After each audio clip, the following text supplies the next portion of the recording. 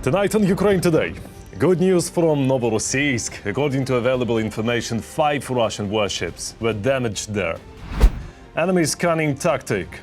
How are the occupiers trying to bypass Ukraine's self-defense? Middle East escalation. Iran also struck Azerbaijan with drones. One fell on the territory of an airport, another exploded in the yard of a school. Global consequences. What is the probability that the price of oil may rise to $200 per barrel? All this and more right now. Hello, I'm Volodymyr Robchun and this is Ukraine Today. Please subscribe, like this video, and let's move on to the news. Let us begin with events in Saratov and Engels in Russia. More than 10 explosions were heard there within about half an hour. Local media report a drone attack and problems with electricity supply. The information is still being clarified.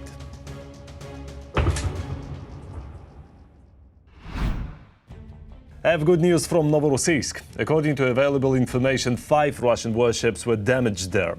Let me remind you, this is about the consequences of a Ukrainian strike.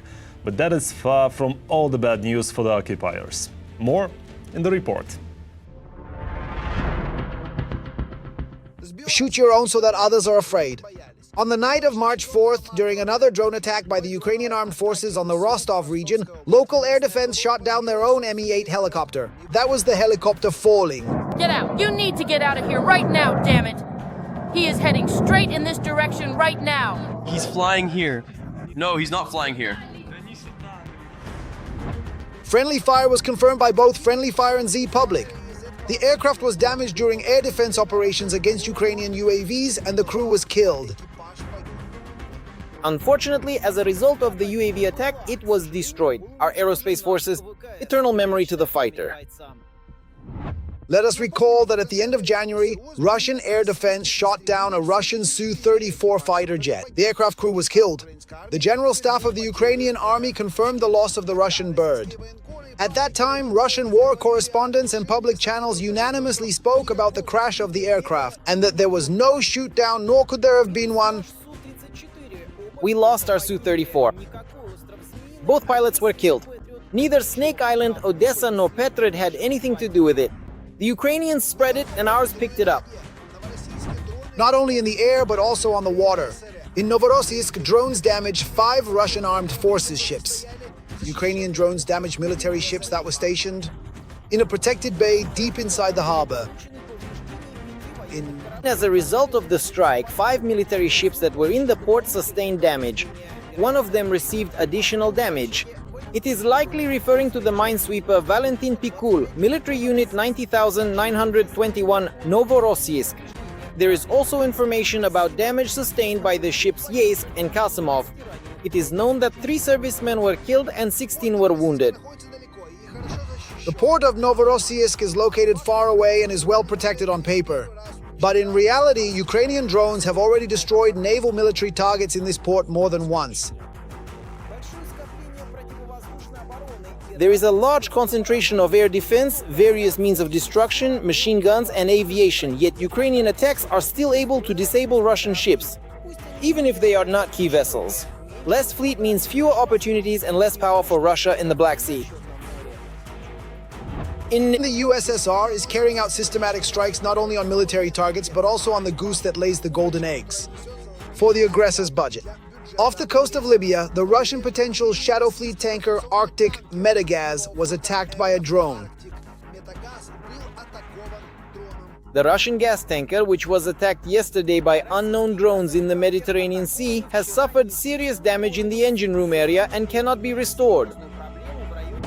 The Russian Ministry of Transport called the drone strike on the Russian tanker Arctic Metagaz in the Mediterranean Sea an act of international terrorism. If a tanker is attacked, then its owner... If tankers are attacked, the owners of these vessels suffer enormous losses. Tankers are usually old, from 15 to 25 years old. And even a minor hit means they can no longer be used. The tanker owner panics, loses money, and suffers losses. And this should lead him to the logical conclusion: there is no reason to do business with the Russian Federation. Since the beginning of 2026 alone, Ukrainian defense forces have carried out more than 40 strikes on Russian military targets and oil and gas infrastructure. According to the General Staff, in the past 3 months, Russia has lost 5 aircraft and 2 helicopters. In addition, 3 ships have been destroyed. Another 3 have sustained significant damage. A submarine has also been destroyed. One of the tasks of the Ukrainian armed forces is to minimize Russia's offensive potential, both in the air and at sea. Over the past day, Russia lost at least 900 occupiers killed and wounded. Since the beginning of the full-scale invasion, the total has already reached 1,270,400 invaders.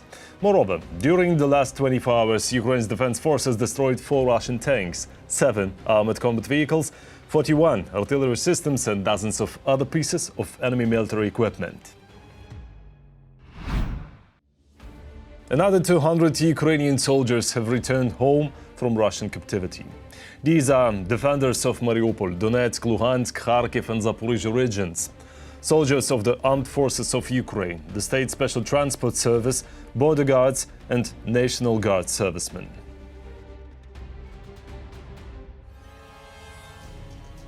Putin handed over 2 captured Ukrainian soldiers to Hungary.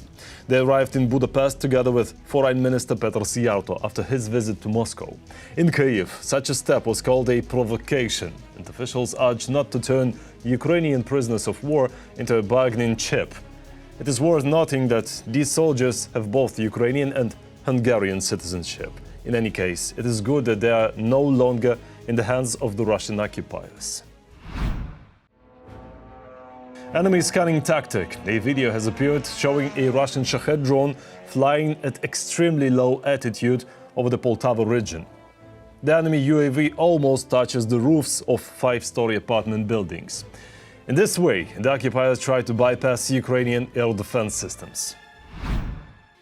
The Pentagon, together with at least one Persian Gulf country, is negotiating the purchase of Ukrainian interceptor UAVs to defend against Iranian Shahed drones. This is reported by Financial Times. Because simple mathematics, shooting down drones with Patriot interceptor missiles is very expensive. Ukraine's President Volodymyr Zelensky has already said that Kyiv is ready to consider exchanging its interceptor drones for missiles for Patriot systems. To me, this sounds quite logical and very practical. Events in the Middle East are already having global consequences. Because of the situation there, trilateral talks between Ukraine, the United States and Russia have been postponed. It is easy to understand that the White House is temporarily focused on the Iranian regime. By the way, Putin's regime is also watching very closely what is happening with its friends in Tehran.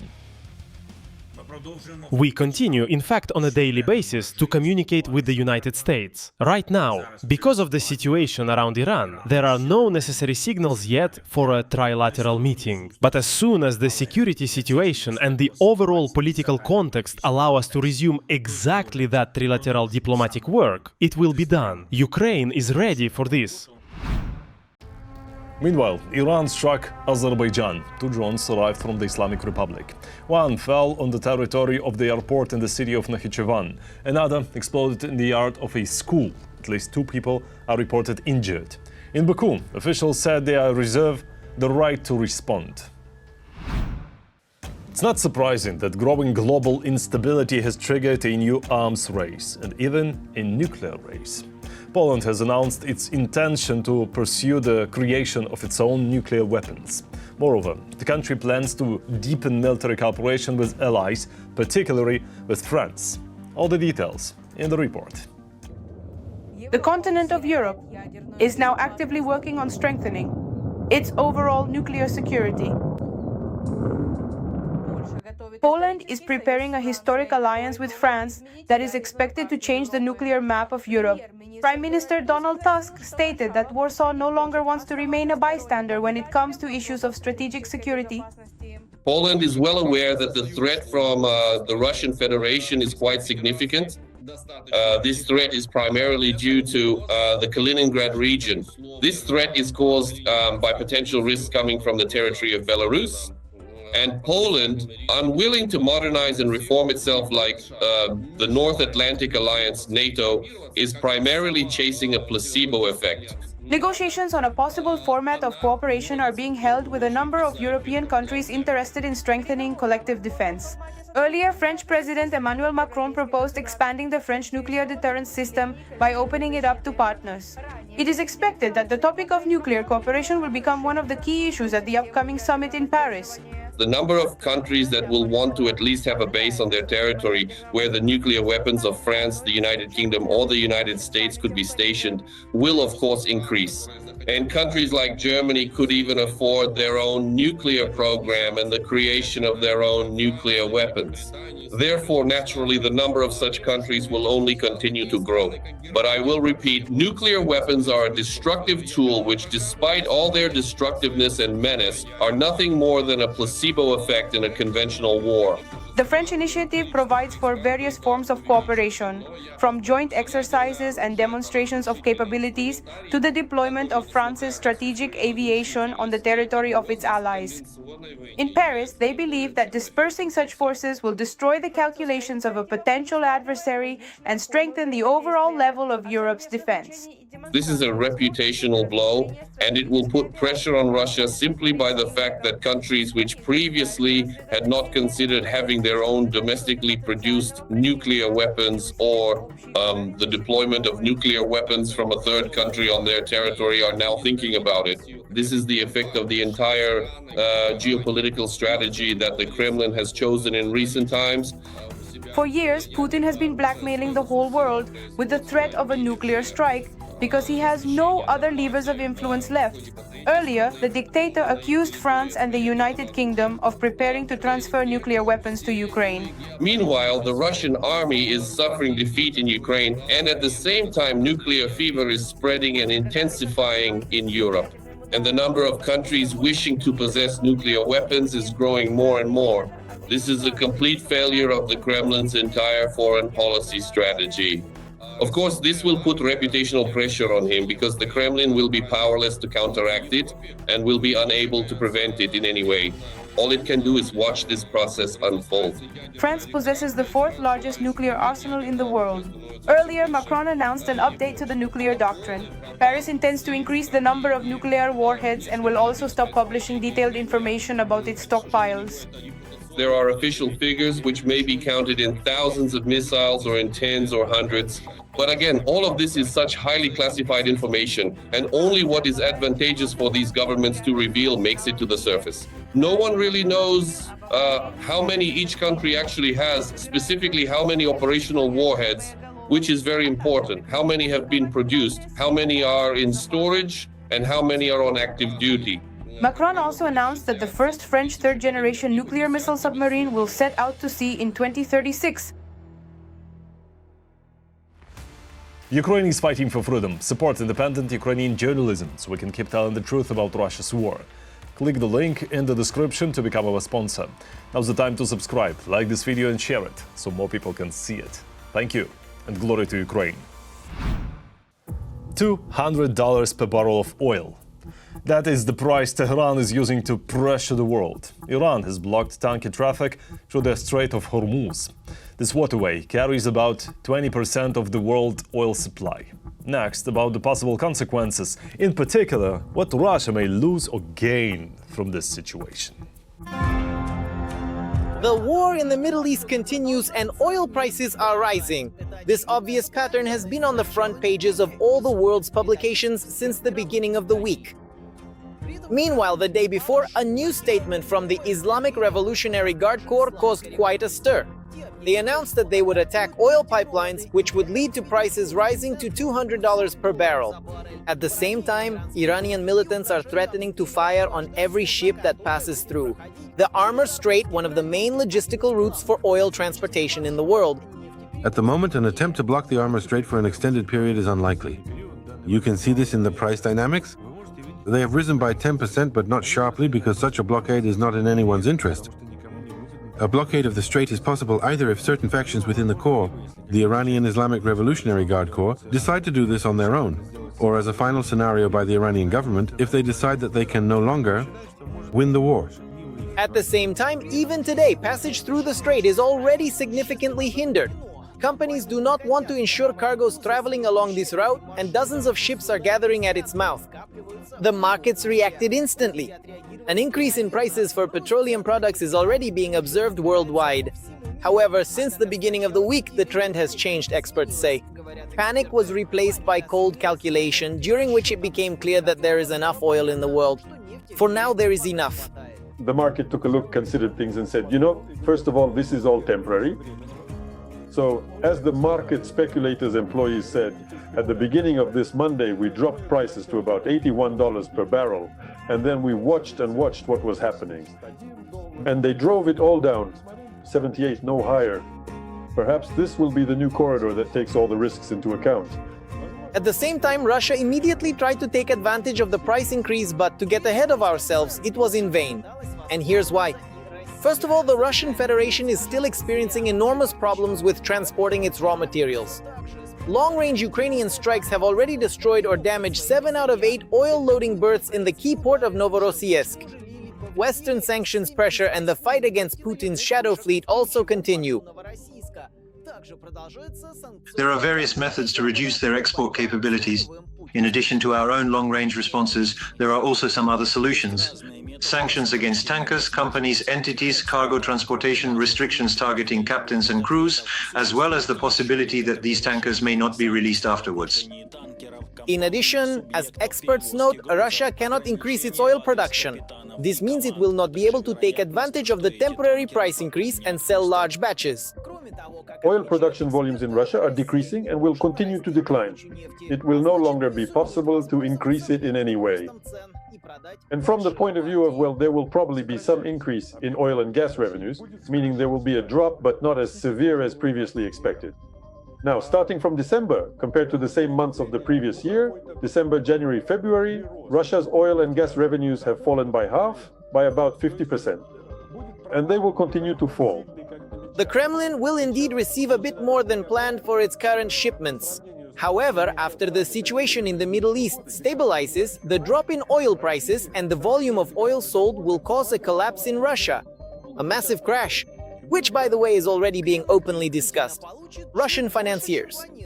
If we look, for example, at the calculations of various Russian economists, including those close to the Russian ruling elite, such as the Center for Macroeconomic Analysis, they generally say that all other things being equal, growth, if there is any, will be around 0.5 to 0.8% in the Russian Federation.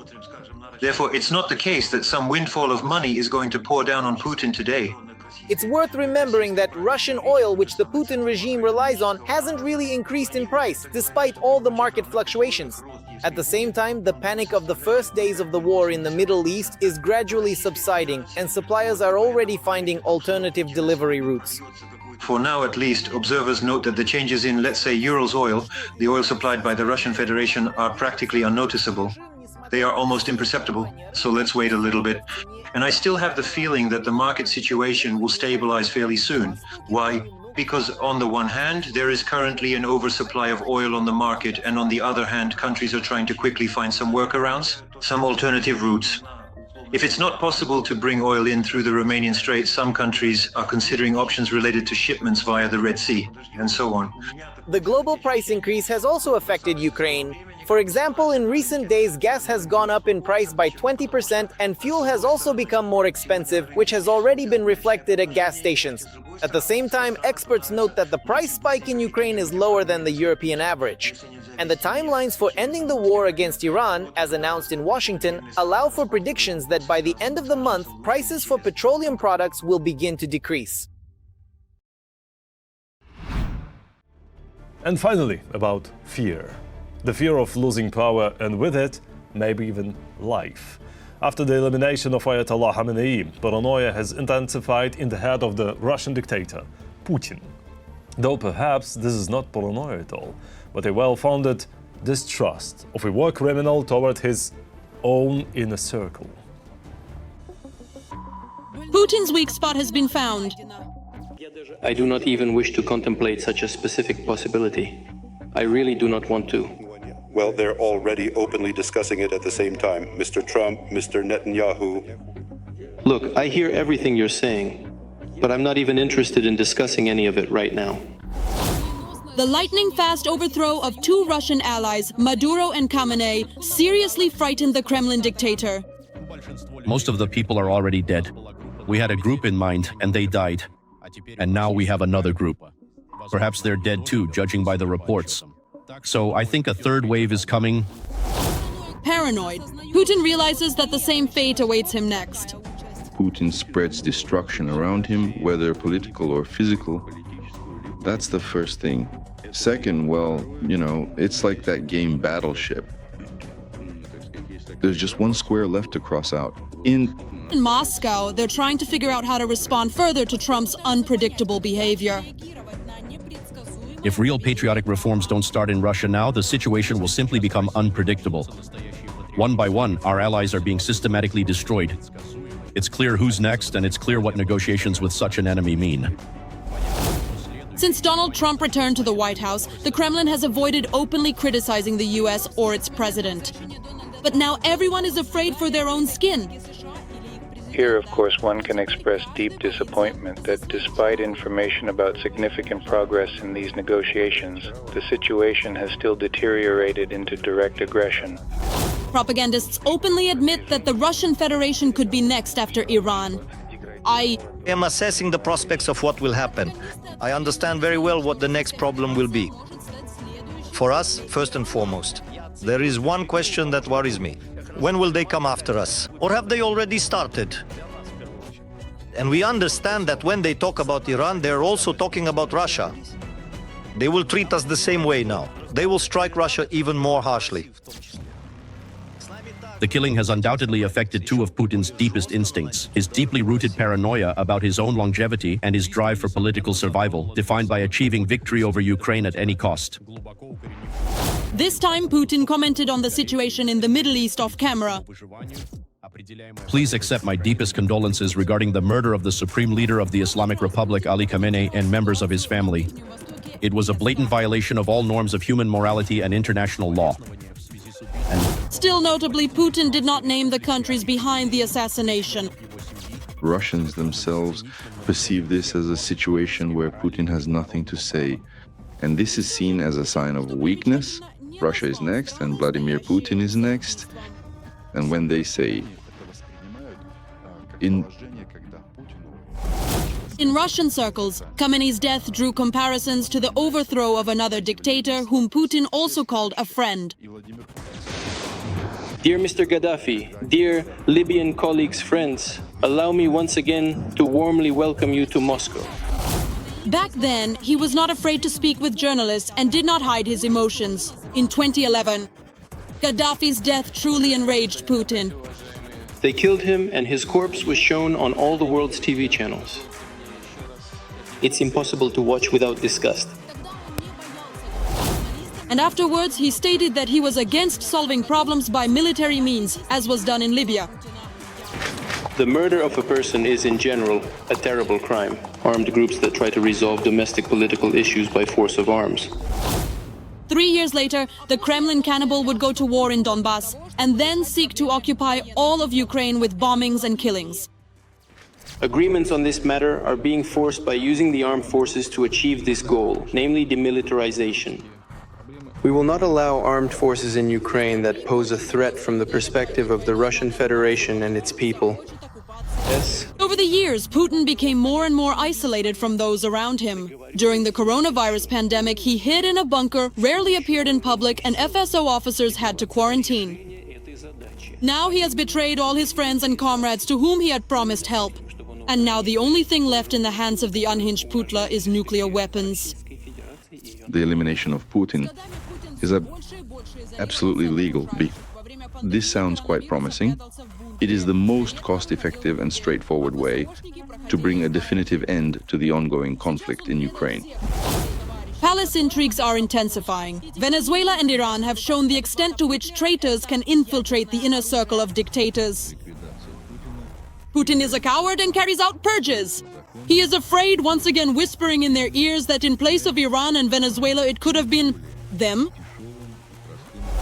My office was destroyed after an attack by the Israeli regime. I smell gas. I should leave this building. If the head of the regime does not intend to arrange a transfer of power, then top officials and elite groups may start considering their own strategies. For such a case, Today someone said, well, the president wants to do this very quickly. He'll get tired of it. I won't get tired of it. the US and Israeli military operation against Iran will definitely hit Russia and Putin. Everything is just beginning. Dictators leave office either for prison or for the grave. That's all for today. Thanks for watching. Thank you for your support. Strength to Ukraine's defenders. Glory to Ukraine. Like, subscribe, comment, share. And see you next time.